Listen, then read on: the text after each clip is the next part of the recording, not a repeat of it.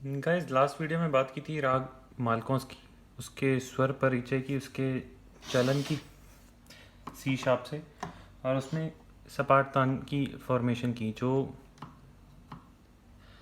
मंत्र सप्तक के दैवत से तार सप्तक के गंधार से होके वापस आ रही थी सा पे। इसके अलावा हम मालकोंस में और ताने भी बना सकते हैं, वो हमारी अपनी क्रिएटिविटी पे है, बट सपाट तान का रियाज सबसे ज़रूरी है हर एक राग में। आज एक दूसरे राग की बात करेंगे, उस राग का नाम है राग भैरव। राग भैरव एक बहुत डीप और बहुत मेडिटेटिव राग है। इसका आज मैं इस राग का स्वर परिचय पहले काले यानी कि सी शार्प से दूंगा। तो प्रस्तुत करता हूँ राग भैरव। सा रे गा मा पा धा नी सा सा नि धा पा मा गा रे सा। ये है स्वर परिचय राग भैरव का। इसमें जाते वक्त भी ऊपर असेंडिंग ऑर्डर में भी सातों के सातों सुर का प्रयोग होता है, और आते वक्त भी डिसेंडिंग ऑर्डर में भी सातों के सातों सुर का प्रयोग होता है।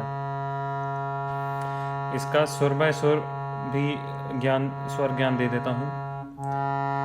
सा के ठीक नीचे कोमल ऋषभ, कोमल ऋषभ के ठीक बाद शुद्ध गंधार गा, उसके ऊपर मा, पा,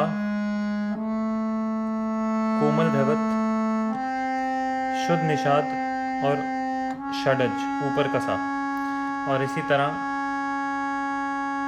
वापस।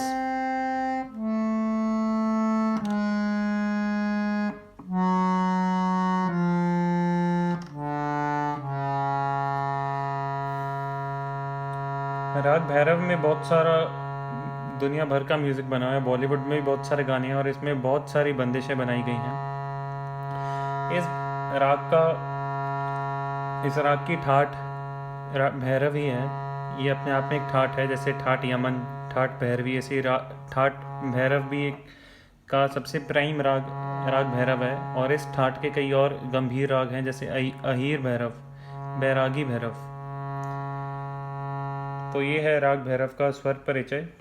अब इसकी साधना भी हमें सेम ही प्रोसेस से करनी है, जैसे सा की साधना 15 से 20 मिनट। याद रखिए ये राग सुबह का राग है, 6 से 8 बजे के बीच इसका गायन किया जाता है। सा, उसके बाद बाकी सारे नोट्स पे 10-10 मिनट खड़े होके ऊपर के सा से वापस आना है। अगर आप 10 दिन ये प्रैक्टिस कर लेते हैं, उसके बाद आप 2 सुर और ऊपर जा सकते हैं। ऊपर का ऋषभ, ऊपर का कोमल ऋषभ और ऊपर का शुद्ध गंधार बहुत इजीली लगेगा, बट उसके लिए कंपल्शन ये है कि 10 से 12 दिन, 10 से 15 दिन इस पूरी सप्तक को टाइम दिया जाए। मैं ये बता दूं कि ये मैं सी शार्प से बता रहा हूँ, जो कि मेरे लिए फर्स्ट ब्लैक है। फीमेल्स इसे फोर्थ ब्लैक से गा सकती हैं, फोर्थ ब्लैक से लेके उनकी ये सप्तक बनेगी, मध्य सप्तक का फोर्थ ब्लैक यहाँ से लेके यहाँ तक, या फिर 1 सुर और नीचे। अब अपने स्केल की जजमेंट के लिए आप मेरी पिछली वीडियोस देख सकते हैं। एंड इवन मेल्स के लिए भी ज़रूरी नहीं यही स्केल से रियाज किया जाए, 1 सुर नीचे भी उतर सकते हैं। डिपेंड करता है आपका गले की, उस दिन आपके गले की, जिस दिन आप रियाज स्टार्ट कर रहे हैं, आपके गले की पोजीशन कैसी है, आपके जो मसल डेवलपमेंट है वो क्या है। सुबह ही इस राग का रियाज करना है। ये इस राग को शाम को या रात को नहीं गाया जा सकता, ये सुबह का ही राग है और ये बहुत गंभीर प्रकृति का राग है। इस राग में तान फॉर्मेशन देखते हैं। अगेन मैं इस राग में भी सपाट तान ही बताऊंगा। तो देखते हैं इस राग में तान कैसे बनती है। सा रे गा मा पा धा नी सा रे गा रे सा नी धा पा मा गा रे सा नी धा नी सा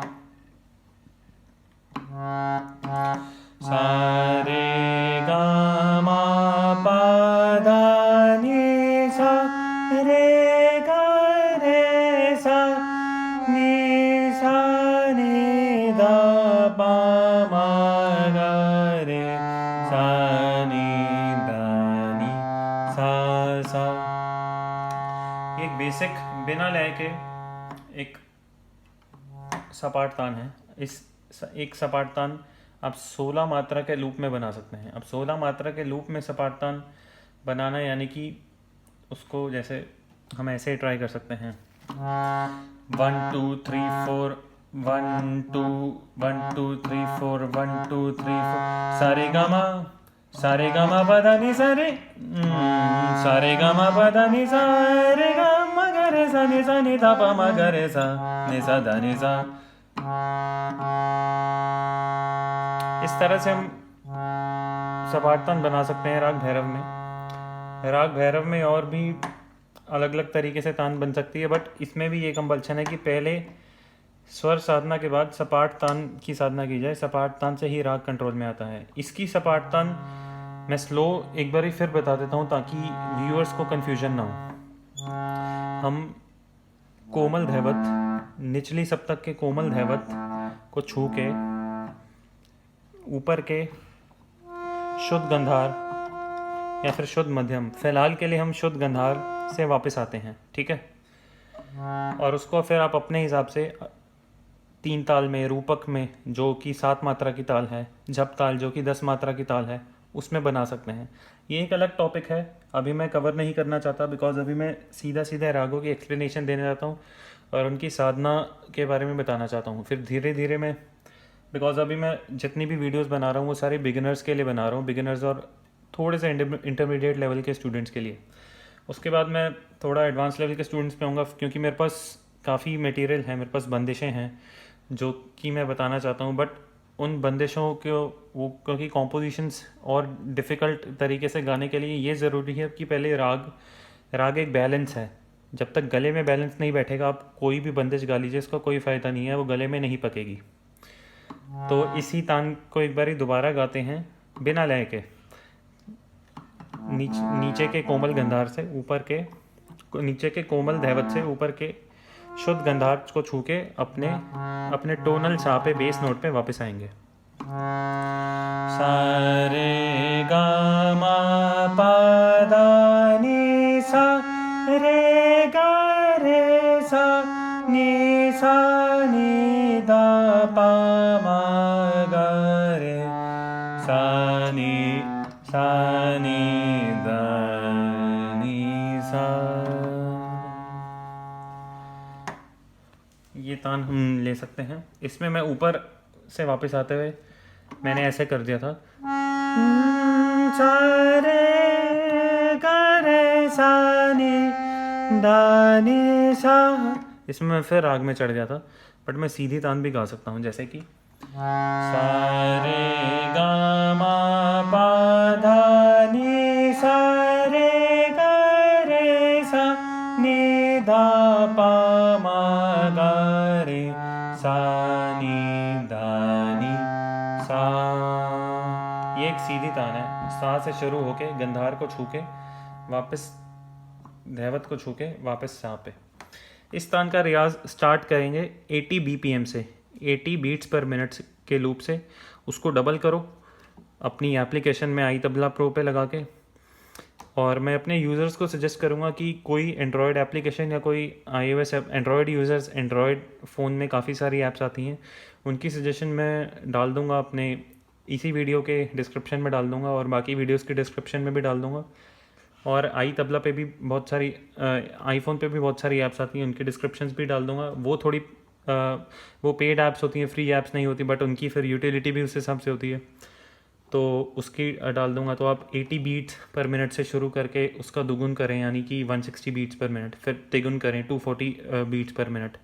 ऐसे आप इसका रियाज़ कर सकते हैं। इसकी साधना में भी, इस राग की साधना में भी आपको 1.5 से 2 घंटा लग जाएगा।